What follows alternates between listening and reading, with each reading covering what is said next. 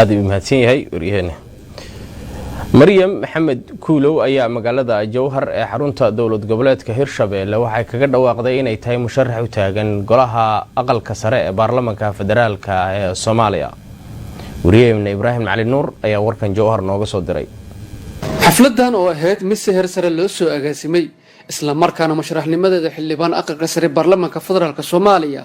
ee ku sheecinayay Maryan Maxamed Kuulow xafladda waxa ka qayb galay maamulka gobolka Shabeellaha Dhexe kan degmada Jowhar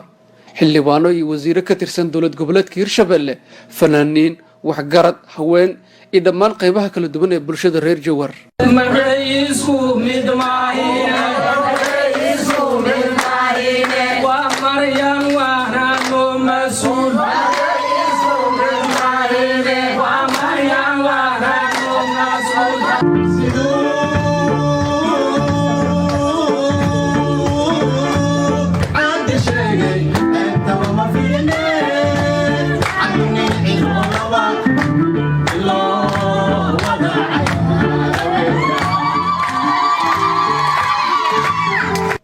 ugu horeen waxa goobta ka hadlay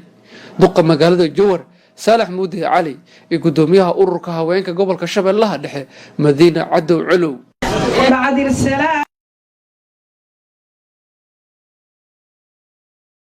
geliyo dadkii hamilahay waa kursi gabdheed rag isu soo sharaxayaan arkayna ragow naga leexda kursigan gabadha iskale waana qiraynaa waxa wanaag fiican oo ah galabta halkaan aan iskugu nimi musharax Maryan Maxamed Kuulow oo soo bandhigaysa inay aqalka sare ay ka mid noqoto waxaan leenahay walaashin soo dhawow gaar ahaan aniga si badan ay ila shaqaysay dhinaca kale xildhibaanada ka qayb galay xafladda ayaa waxay sheegeen inay garab istaagi doonaan Maryan Maxamed Kuulow musharax xildhibaan aqalka sare baarlamaanka federaalka Soomaaliya ragga markay dhagaxtuur iyo dagaalka la galaayo gadaal waxa ka hogaaminaya gabdhaha Soomaaliyeed dahabkooda muriyadooda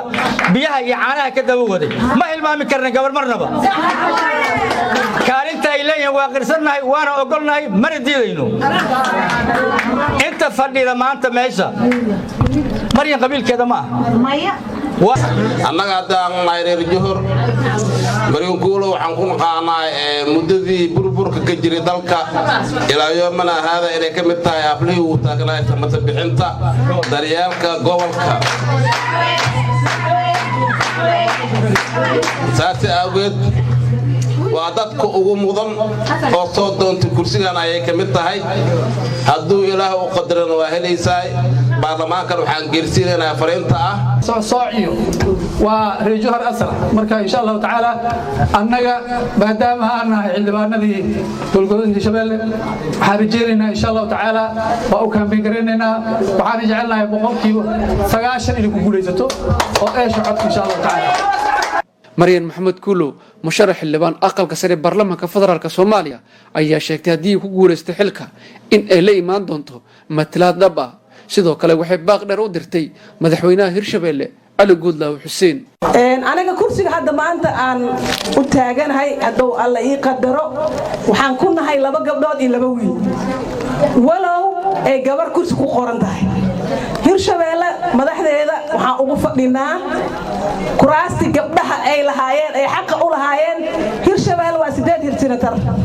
بعدما 8 سنتر أيه لبا جبر ملاذ هرشبيلة وحن عد دير يعد جابر وشيجينا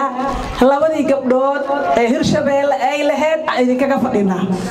معمول قبل يدا عن هراي أصلا مري جبدها عد كود بنان كيدين ملاذ هرشبيلة وحن كربنا وهو يهم مدحوينا علي جود لاوي يا محن كوشة معمول كورينا ديسة قدومي البرلمان كورينا ديسة إن عن هلنو qoondadii haweenka ee Hirshabelle aan ku lahayn anaga xaqayna ahayn ma doonayno ugu dambeyn kusimaha gudoomiyaha maamulka gobolka Shabeellaha Dhexe Maxamed Cabdi Sheekh Xandow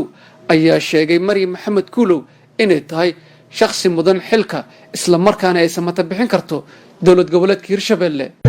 anaga waxaan ka mid nahay dadka iyada si fiican isla soo shaqeeyeen waxaan leenahay way mudan tahay xaqiiqdii qof mudan haddiiba qof wax la siinaa baarlamaanka waxaan dhihi lahaa qofta la siin lahay waa iyada way mudan tahay la siiyo xuquuqda dumarkan wax badana loo qayliyey kulley kursigaana saa ogtihiin inta u tartamayso waa iyadaa sheegtay sanatarada waxay sheegtay inay 4 qofood yihiin annaga kulley waxaan nahay maamulkii marna waxaan nahay dadkii ka soo jeeday kursigaas ee qaybta ka lahaa annaga 4 dad ay u siman yihiin aan nahay waxaana la shaqayn doonaa qof alla qofku ilaahay calaf ugu geliyo ibraahim cali nuur TV Universal Jowhar